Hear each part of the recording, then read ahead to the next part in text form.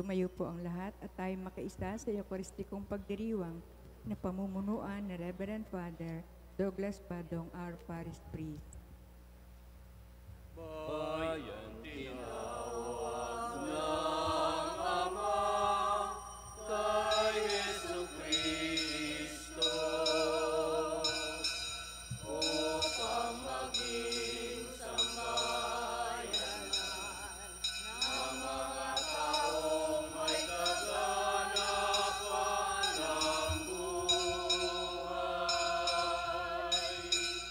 Sumasaksik sa paghahari ng Diyos nagsasabuhay ng misteryong Paskwa sa pangyarihan ng Espiritu Santo kasama ang mahal na Ina, ang Birhen Maria.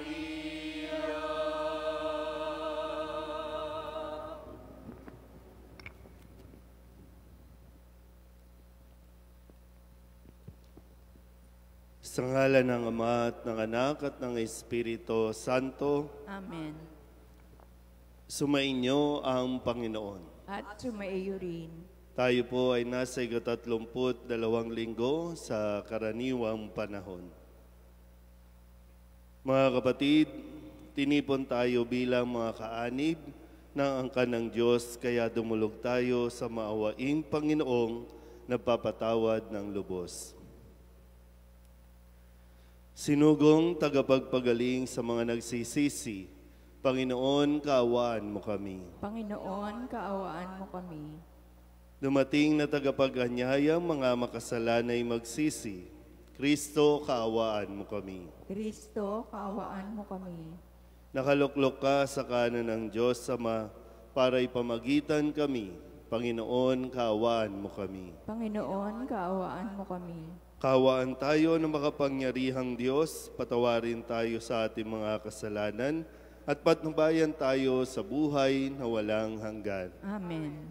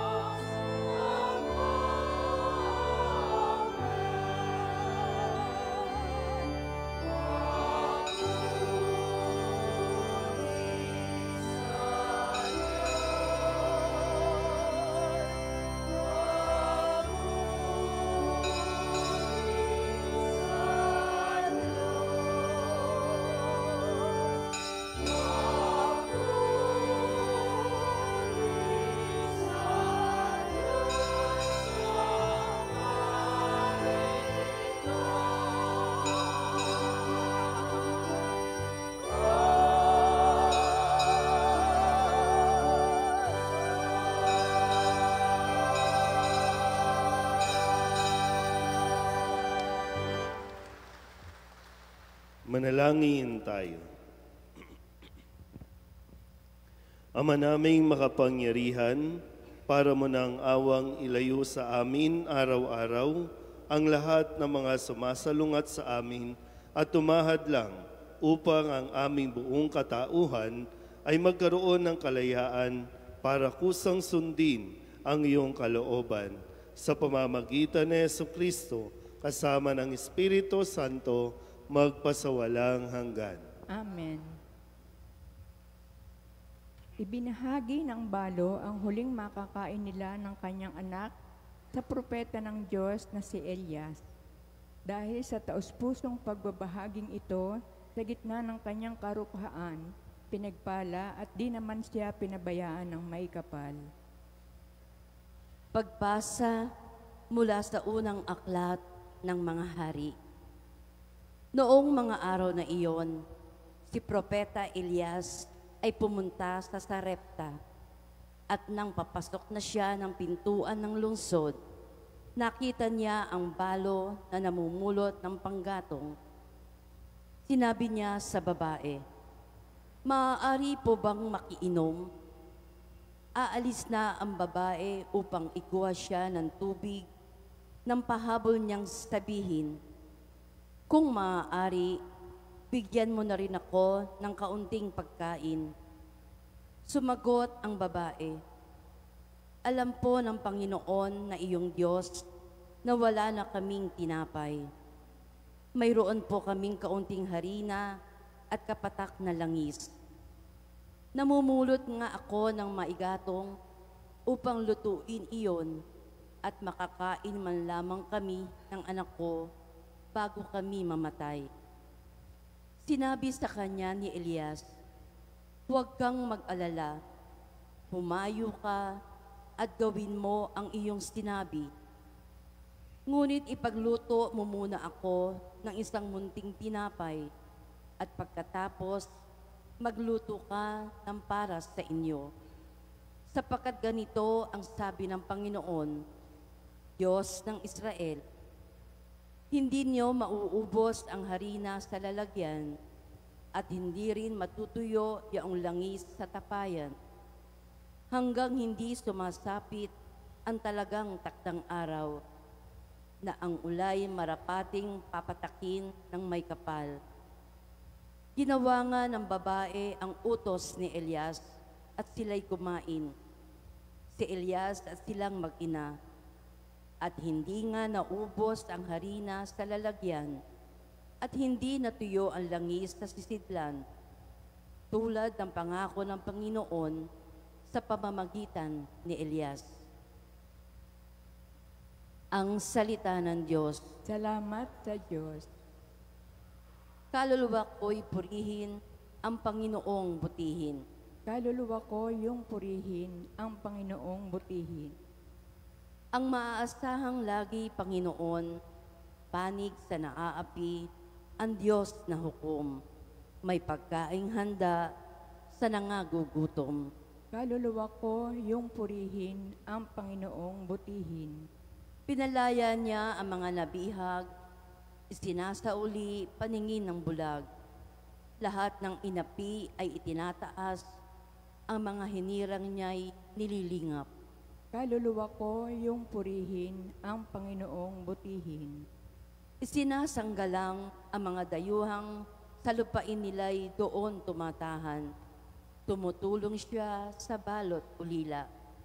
Masamang balangkas, pinipigil niya.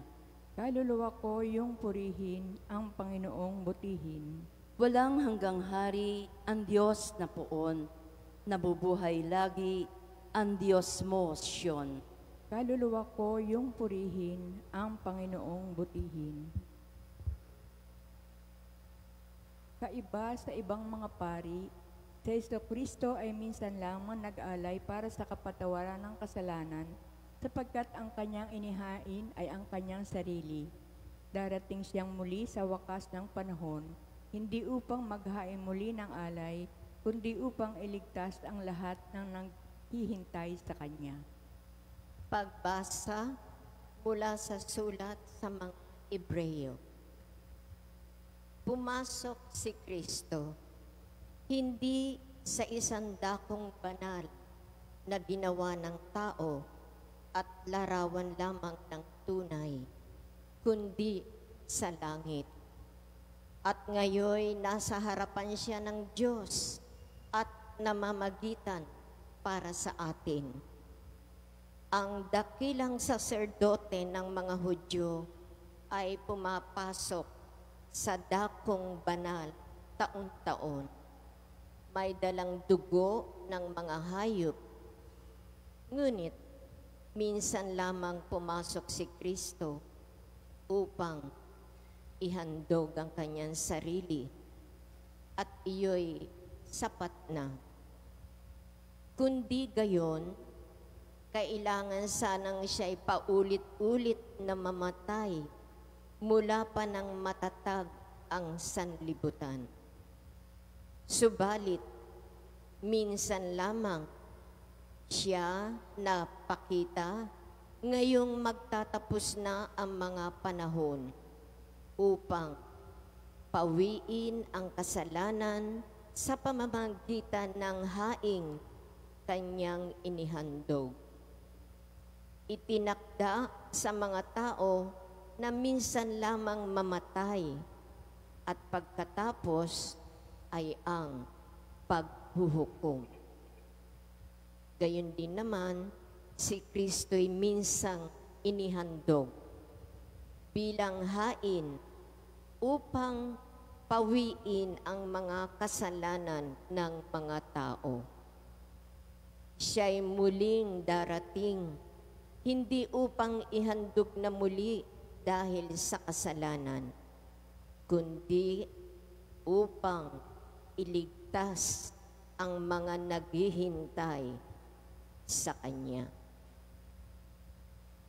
Ang salita ng Diyos. Salamat sa Diyos.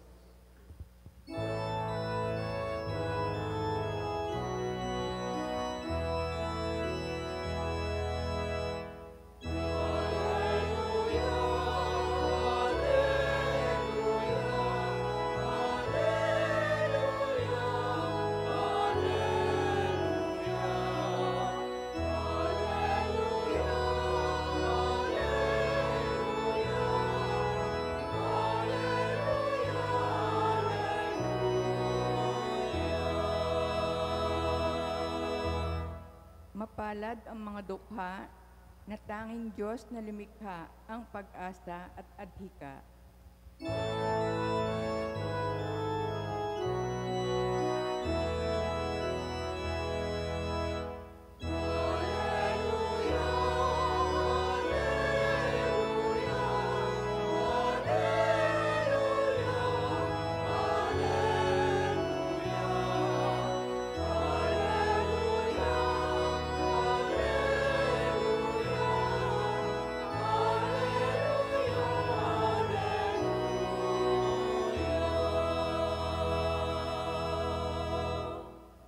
Sumainyo ang Panginoon. At sumaiyo rin. Ang mabuting balita ng Panginoon ayon kay San Marcos. Papuri sa iyo, Panginoon. Noong panahong iyon, sinabi ni Jesus sa kanyang pagtuturo, "Mag-ingat kayo sa mga iskriba na mahilig maglalakad ng may mahabang kasuotan at natutuwang pagpugayan sa mga liwasan. Ang ibig nila'y ang mga tanging luklukan sa mga sinagoga at ang mga upuang pandangal sa mga piging. Inuubos nila ang kabuhayan ng mga babaeng balo at ang sinasangkalay ang pagdarasal ng mahaba. Lalo pang bibigat ang parusa sa kanila." Umupo si Jesus sa tapat ng hulugan ng mga kaloob doon sa templo at pinagmasdan ang mga taong naguhulog ng salapi. Maraming mayayamang naghulog ng malalaking halaga. Lumapit naman ang isang babaeng balo at naghulog ng 2 kusing na katumbas ng isang pera.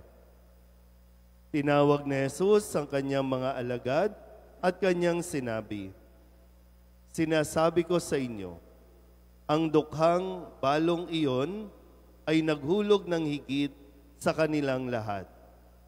Sapagkat ang iba'y nagkaloob ng bahagi lamang ng hindi na nila kailangan. Ngunit ibinigay ng balong ito na dukhang-dukha ang buo niyang ikabubuhay." Ang mabuting balita ng Panginoon. Pinupuri ka namin, Panginoong Heso Kristo. Isang magandang umaga po sa inyong pong lahat. Magandang umaga din po, Father. Pamustahin ko lang po. Malinaw po ba yung audio? Hindi po masakit sa tenga? Malinaw din po ako magsalita. Kasi ngaw-ngaw lang ako na ngaw-ngaw, tapos wala pala kayong naririnig, no? Naintindihan. Kasi mahalaga po no, na ipapahayag namin, na ipaparinig ang mga salita ng Diyos, ang mga pagbasa, no, at yung ating pong pagninilay para hindi naman masayang no, yung inyo pong paggising ng umaga. Ako po pala si Father Douglas Badong. Ako po ang bagong talaga na maglilingkod bilang pari dito po sa ating parokya. So makakasama niyo po ako ng sabihin nating 4 na taon o 6 na taon kung kakayanin. Kaya sama-sama po natin at nawa may pagdasal niyo po na talagang maibigay ko po ang kung ano ang inihingi sa akin bilang pari no, habang ako po ay naririto sa tahanan ni San Jose.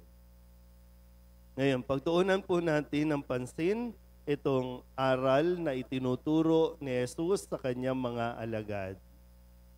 Sabihin nyo nga muna sa katabi ninyo, huwag kang madamot. Di ba kayo nag-toothbrush? Nahihiya kayong magsalita. Pag pinagninilayan ko po noon, no, kung kailan, ako po kasi ay nagtrabaho pa ng 10 taon bago po ako pumasok sa pagkapari. At napapansin ko noon, parang mas mabait ako nung wala ako kumpara doon sa medyo kumikita na ako. Napapansin niyo po ba yun? Nung wala, no? Nung naghihikahos pa, talagang, sabihin lang natin, mabait pa ako noon. Generous ako noon. Madaling lapitan. Madaling hingan. Pero nung nagtatrabaho na ako, kumikita na ako, parang napapansin ko, doon naman ako natututong maging madamot, magtago, maglihim. Yung bang, di ba, pag may humingi sa inyo ng tulong, sasabihin ninyo wala. Pero mayroon. Akala mo lang, wala. So mas natututo tayo magsinungaling kung kailan meron na tayo. Naranasan niyo po ba yun? So bakit ko nasabi na mas mabait ako nung wala? Kasi nung wala, totoong wala. Pag may humihingi, wala talaga eh. Ito lang ang kaya, ito lang ang mayroon. 10 piso, 20 pesos. Kasi wala talaga. So, totoo, genuine. Gusto mo man tumulong, pero wala talaga eh. Hanggang dito lang. Pero nung kumikita na, sumasahod na, siyempre nagsisave ka na, nakakaipon ka na, at yung utak mo nandun sa may pinaglalaanan ako, may pinag-iipunan ako.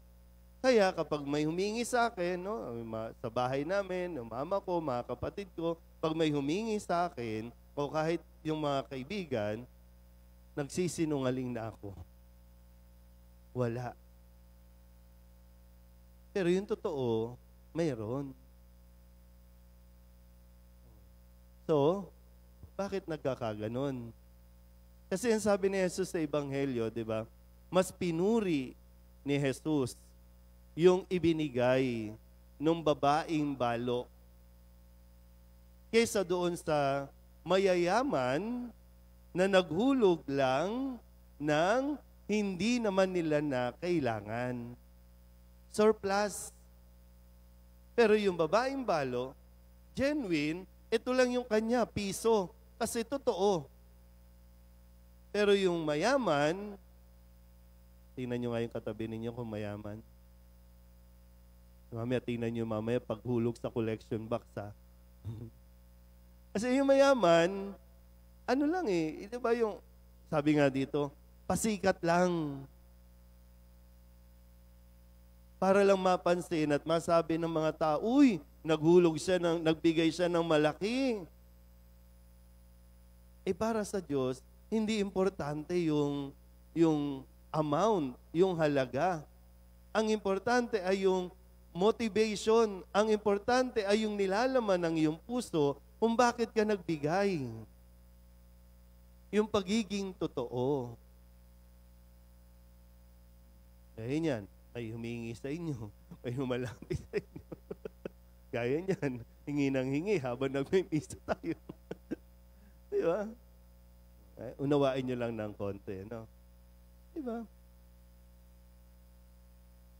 Na magandang pagnilayan natin na mabuti. Kasi ang Diyos, kahit kailan, hindi naging madamot sa atin. Kaya nga, nung wala tayo, grabe yung pagluhod natin sa Diyos, paglapit natin kay San Jose, San Jose, tulungan mo naman kami, payamanin mo naman kami, tumama kami sa loto, o kahit bingo man lang, tumama man lang. Kasi talagang, di ba, marubdob yung dalangin mo, yung dasal mo. Pero pag naipagkakaloob na, napakakuripot naman nating magbigay handog, magbigay tulong. Anong mangyayari sa atin yan? Kaya yung mga kolektora natin, malulungkot. Tingnan yung mga mukha. Tulog na.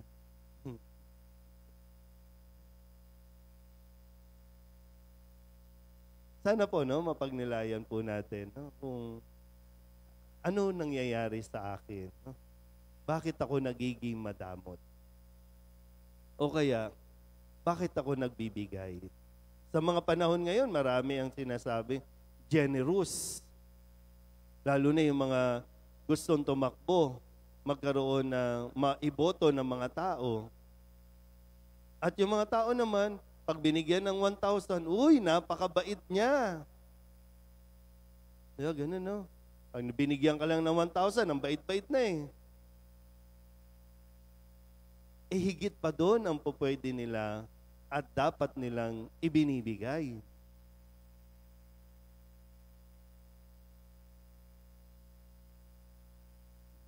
Baka nagugulat kayo, no? Father, unang-unang misa ng linggo. Pero maganda na sa atin muna, no? Sa sarili muna natin, na makita rin natin ang ating mga sarili kung gaano. Kasi no, sa natutunan ko din po, paano ba nasusukat yung pagiging generous, pagiging bukas palad, para masabi na talagang mabait ka. Sabihin nyo nga sa katabi ninyo, mabait ka naman. No? Sige nga. Tama, ayaw talaga maniwala. No? Hindi sa laki. No? Hindi sa laki ng ibinigay mo, kundi doon sa kung gaano kaliit ang itinira mo para sa sarili mo. Yun ang tunay na sukatan para masabing generous ang tao. Ulitin ko po, hindi nagdadamot o hindi madamot ang Diyos sa pagbibigay ng biyaya sa atin. Kaya nga kahit mismong ang kanyang pinakamamahal na anak, ibinigay sa atin. Kaya ito din nawa ang mamana natin, ang matutunan natin. Ang tao din na hindi madamot, mas lalong pinagpapala ng Diyos. Amen?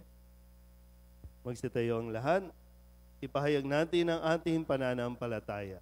Sumasampalataya ako Ako sa Diyos amang makapangyarihan sa lahat na may gawa ng langit at lupa. Sumasampalataya ako kay Kristo, iisang anak ng Diyos, Panginoon nating lahat. Nagkatawang tao siya, lalang na Espiritu Santo, pinanganak ni Santa Mariang Birhen, pinagpakasakit ni Poncio Pilato, pinako sa krus, namatay, inilibing, nanaog sa kinaroroonan ng mga yumao, nang maikatlong araw na buhay na mag-uli, umakyat sa langit, naluluklok sa kanan ng Diyos amang makapangyarihan sa lahat. Doon magmumulang paririto at huhukom sa nangabubuhay at nangamatay na tao. Sumasampalataya naman ako sa Diyos Espiritu Santo, sa banal na simbahang katolika, sa kasamahan ng mga banal, sa kapatawaran ng mga kasalanan, sa pagkabuhay na muli ng nangamatay na tao, at sa buhay na walang hanggan. Amen. hangad ng Diyos, tulad niya, na tayo'y magbahagi ng bukal sa ating mga puso. Dumulog tayo sa Ama nang tayo'y mabiyayaan ng pusong katulad ng sa Kanya. Buong tiwala tayong manalangin, Panginoon, mapagpala, dinggin mo kami. Panginoong mapagpala, dinggin mo kami. Para sa mga pastol ng simbahan, patuloy nawa silang maging bukas sa kanilang taus-pusong paglilingkod upang lubos silang makapagbigay ng kanilang sarili sa Diyos at kapwa. Manalangin tayo. Panginoong mapagpala, dinggin mo kami. Para sa mga pinuno sa pamahalaan, maghangad, mag-isip, at kumilos nawa sila ayon sa utos ng Diyos upang maging ganap ang kanilang pagbibigay sa kanilang pinaglilingkuran. Manalangin tayo. Panginoong mapagpala, dinggin mo kami. Para sa mga social workers at overseas Filipino workers, matamo nawa nila ang biyayang mula sa mabuti at mapagpalang Diyos. Manalangin tayo. Panginoong mapagpala, dinggin mo kami. Para sa mga nagdadalamhati dahil sa pagpanaw ng kanilang mga mahal sa buhay, makatagpo nawasin nila ang pagmamahal ni Jesus sa pamamagitan ng mga taong laging handang dumamay. Manalangin tayo. Panginoong mapagpala, dinggin mo kami. Sa ilang sandali ng katahimikan, itaas natin sa Diyos ang ating personal na kahilingan. Gayun din ang mga taong lubos na nangangailangan ng ating panalangin.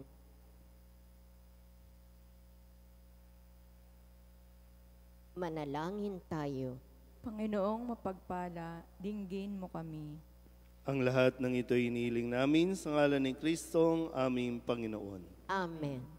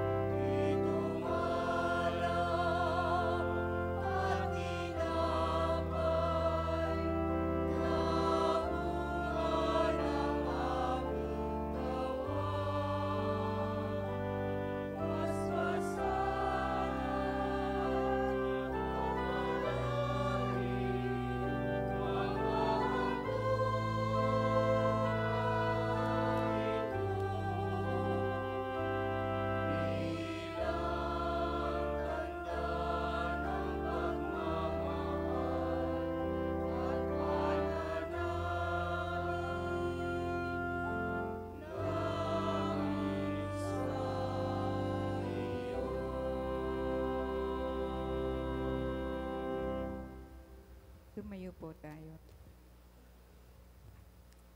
Manalangin kayo mga kapatid upang paghahain natin ang kalugdan ng Diyos amang makapangyarihan.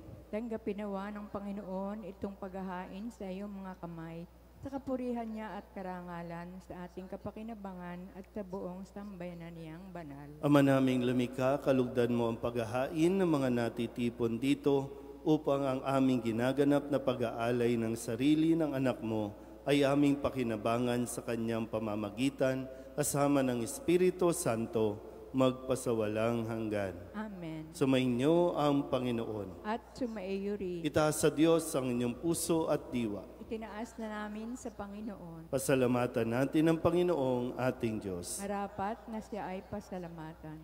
Ama naming makapangyarihan, tunay ngang marapat na ikaw ay aming pasalamatan sa pamamagitan ni Jesucristo na aming Panginoon.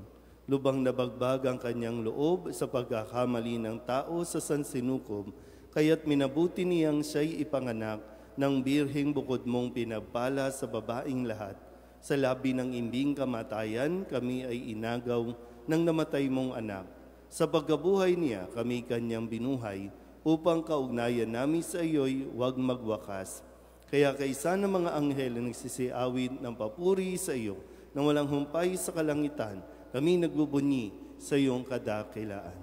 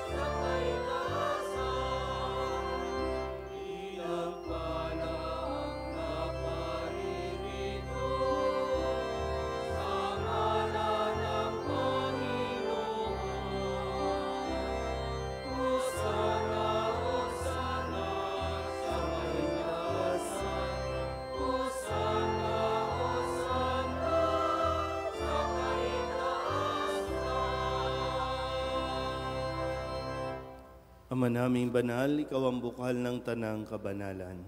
Kaya't sa pamamagitan ng iyong Espiritu, gawin mong banal ang kaloob na ito upang para sa aming maging katawan at dugo ng aming Panginoong Hesu Kristo. Bago niya pinagtis ang kusang loob na maging handog, hinawakan niya ang tinapay, pinasalamatan kaniya, pinaghati-hati niya iyon, iniabot sa kanyang mga alagad at sinabi, tanggapin ninyong lahat ito at kanin, ito ang aking katawan na ihahandog para sa inyo.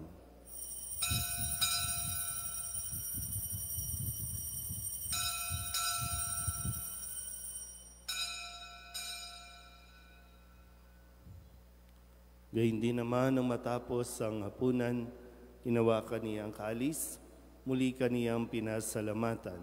Iniabot niya ang kalis sa kanyang mga alagad at sinabi, tanggapin ninyong lahat ito at inumin. Ito ang kalis ng aking dugo, ng bago at walang hanggang tipan, ang aking dugo na ibubuhos para sa inyo at para sa lahat sa pagpapatawad ng mga kasalanan. Gawin ninyo ito sa pag-alaala sa akin.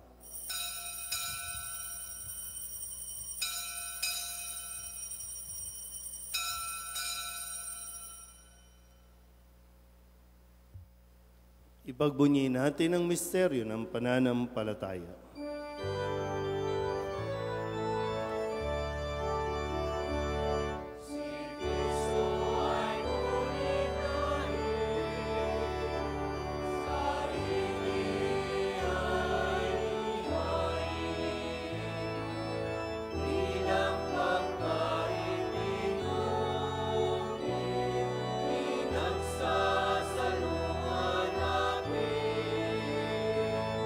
Ang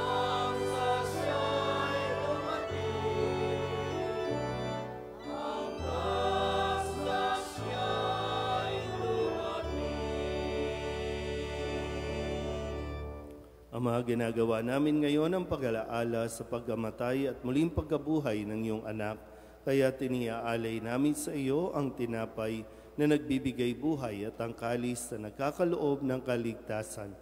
Kami nagpapasalamat dahil kami iyong minarapat na tumayo sa harap mo para maglingkod sa iyo. Isinasamo namin kami magsasalo-salo sa katawan at dugo ni Kristo ay mabuklod sa pagkakaisa sa pamamagitan ng Espiritu Santo. Ama, lingapin mo ang iyong simbahang laganap sa buong daigdig. Puspusin mo kami sa pag-ibig kaysa ni Francisco na aming Papa at ni Jose na aming Obispo at ng Tanang Kaparian. Alalahanin mo sina Carl Justin at John Clyde na tinawag mo mula sa daigdig na ito. Nung sila'y binyagan, sila'y nakaisa ni Kristo sa pagkamatay. Ngayong sila'y pumanaw, naway makaisa sila ni Kristo sa pagkabuhay. Alalahanin mo rin ang mga kapatid naming nahimlay na may pag-asang sila'y muling mabubuhay, gayon din ang lahat ng mga pumanaw. Kawaan mo sila at patuloyin sa iyong kaliwanagan. Kawaan mo at pagindapating kaming lahat na makasalo sa iyong buhay na walang wakas. Kaysa na mahal na Birhen Maria na ina ng Diyos, ng kabiyak ng puso niyang sa San Jose, kaysa ng mga apostol at ng lahat ng mga banal na namuhay dito sa daigdig ng kalugod-lugod sa iyo, may pagdiwang nawa namin ang papupuri sa kararangal mo sa pamamagitan ng iyong anak na aming Panginoong Hesu Kristo. Sa pamamagitan ni Kristo, kasama niya at sa Kanya, ang lahat ng parangal at papuri ay sa iyo, Diyos amang makapangyarihan, kasama ng Espiritu Santo, magpasawalang hanggan.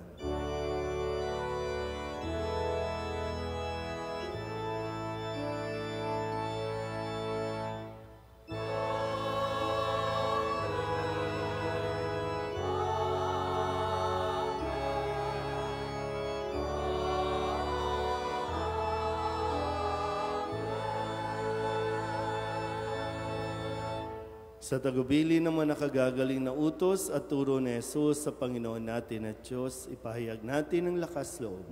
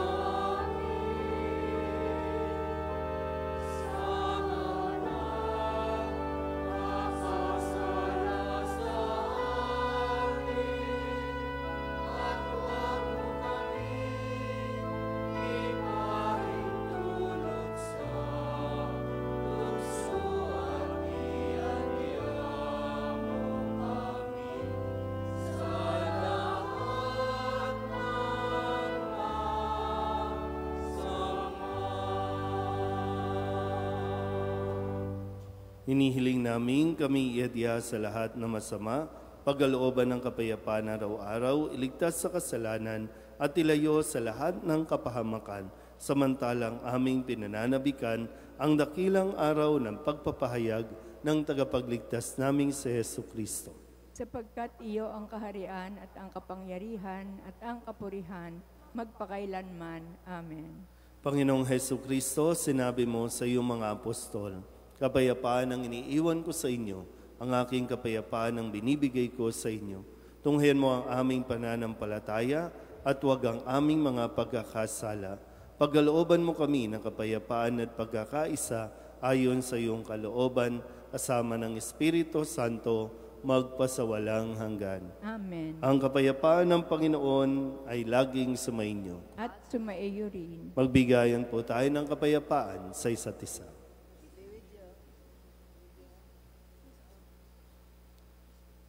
Kordero ng Diyos na nag-aalis ng mga kasalanan ng sanlibutan, maawa ka sa amin. Kordero ng Diyos na nag-aalis ng mga kasalanan ng sanlibutan, maawa ka sa amin. Kordero ng Diyos na nag-aalis ng mga kasalanan ng sanlibutan, ipagkaloob mo sa amin ang kapayapaan. Ito ang kordero ng Diyos. Ito nag-aalis ng kasalanan ng sanlibutan. Mapalad ang mga inaanyayahan sa kanyang piging. Panginoon, hindi ako karapat-dapat na magpatuloy sa iyo, ngunit sa isang salita mo lamang ay gagaling na ako.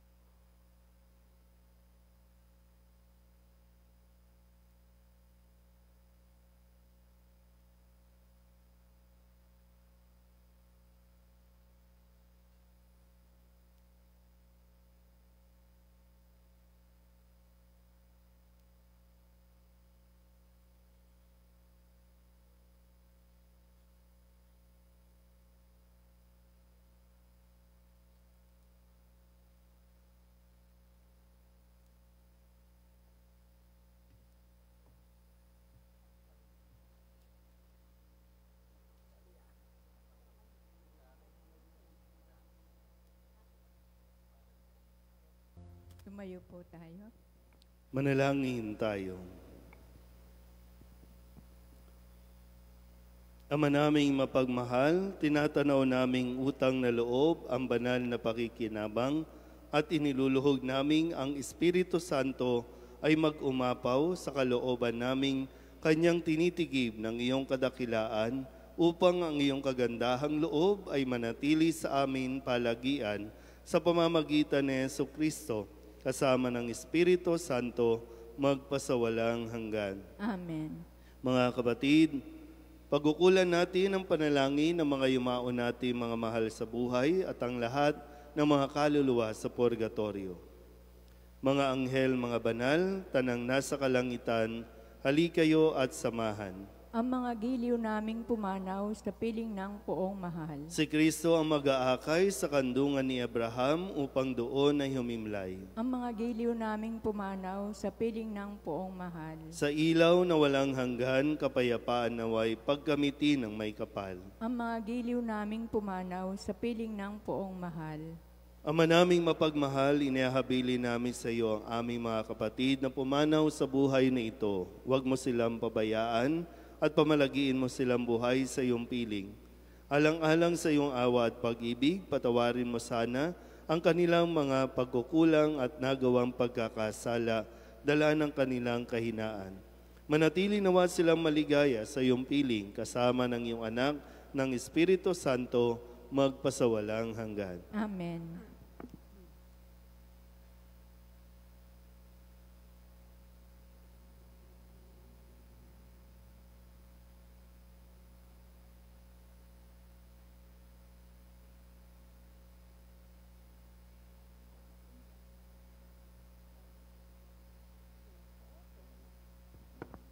kapayapaan kailanman ang igawad ng may kapal sa mga yumaong ating mahal. Sila nawa ay silayan ng ilaw na walang hanggan. Maupo muna po.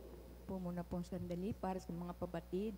Una, taus-pusong pasasalamat ng parokya sa lahat ng individual, grupo at pamilya na naging bahagi, tumulong at sumuporta at tumangkilik sa pagdiriwang ng March of Angels and Saints sa pamumuno ng Paris Youth Ministry. Sa pagdiriwang ng kapistahan ng Mahal na Birhen ng Medalla Milagrosa, ang segunda patrona ng ating parokya, malugod na inaanyayahan ang lahat na makiisa sa mga sumusunod na liturhikong pagdiriwang. Una, ikasyam at huling yugto ng Bisita Milagrosa sa darating na November 15, 2024 sa Barangay 179 sa ganap na ikatatlo ng hapon. Fourth, gagalangin Grand Marian Procession sa November 16, 2024 sa ganap na ikatatlo ng hapon. Novena Masses mula November 18 to 26, 2024 sa ganap na ika-6 ng gabi. Maliban tuwing araw ng linggo, ang Novena Mass ay sa ganap na ika-8 ng gabi. Maringal na misa sa kanyang kapistahan sa November 27, 24 sa ganap na ika-6 ng gabi. Katlo, ang maringal na misa at pagtatalaga sa ating bagong kura paroko, Reverend Father Douglas Badong ay isasagawa sa darating na November 18, 2024, Lunes sa ganap na ika-6 ng gabi. Ito ay pamumunuan ng kanyang kabunyian, Jose Cardinal Advincula, Arsobispo ng Maynila. Malugod pong inaayayahan ang lahat na makiisa. Maraming salamat po at pagpalain tayo ng makapangyarihang Diyos. Approved, Reverend Father Douglas Badong. Karagdagan lang po. So yung mga, baka hindi pa po naisama, yung mga pangalan ng mga yumaon ninyong mahal sa buhay, mayroon pa po dito, no? Ihulog nyo lang dyan. Sa loob ng isang buwan ay ipagdarasal po natin sa bawat misa ang mga kaluluwa ng mga mahal natin sa buhay. And hingi na rin po ako ng tulong, no? Sino man po ang gusto na makibahagi para po sa mga isasaayos natin dito sa simbahan, dali nyo lang po sa opisina ng parokya ang inyong mga donasyon at parisibuhan nyo po. Sabihin nyo lang po kung para saan yung intention ng inyo pong donasyon. So, simula po nung last week pa, ang inayos po natin ay yung sound system. Pinariprogram po natin para at least luminaw at mas maging maayos po yung tunog ng ating sound system. Maayos po ba? Baka kasi nagbibingi-bingihan kasi hingi ako ng donasyon. No, ay, wala akong marinig pa din. Pero sino man po, no? Baka lang po, mayroon sa inyo gusto na mag-provide ng screen natin, yung mga TV, kasi para makasabay po kayo doon sa mga responses. No? Medyo nagmamalfunction na po yung ibang mga TV screen. Baka mayroon po kayong kakilala. No? At bukas ay sisimulan din po yung paghihilamos lang po, no, ng altar. Hindi ko alam kasi kung ilang taon na po itong pintura, pero unti-untiin lang po, no? Unahin lang po yung altar, papunta po doon sa simbahan. So yung ibang mga ministries and organization, sila naman po yung naatasan po na magpintura, no, o maglinis lang, kahit maglinis lang po sa paligid para mas maging maaliwalas po yung tahanan ni San Jose. So kailangan po namin ng inyong tulong at suporta sa mga gagawin natin, no? Bilang paghahanda para pagdating naman ng Christ the King, tapos Adbyento, Simbang Gabi, ay medyo mas maaliwalas na po tayo. No? Alisin na natin yung mga negative vibes, no, na naiipon natin. Chill-chill lang tayo, kalma lang tayo, focus tayo sa sacrament, sa salita ng Diyos, para mas maging maayos po yung ating pamumuhay habang tayo po ay nagpapatuloy na matuto sa mga aral ni Jesus. Kaya salamat po sa inyong pagtanggap. No? At sa Lunes, November 18, no? Hindi po bukas, November 18, gaya ng sinabi ng ating commentator, si Cardinal Advincula po ang magmimisa sa 6 p.m. na misa. Sana po ay makasama namin kayo sa pagdiriwang ng misa. Magsitayo na po ang lahat. Sumainyo ang Panginoon At sumaiyo rin. at pagpalain kayo ng makapangyarihang Diyos, Ama at Anak at Espiritu Santo. Amen. Tapos sa banal na misa, humayo tayo sa kapayapaan ni Kristo. Salamat sa Diyos. Magandang umaga po.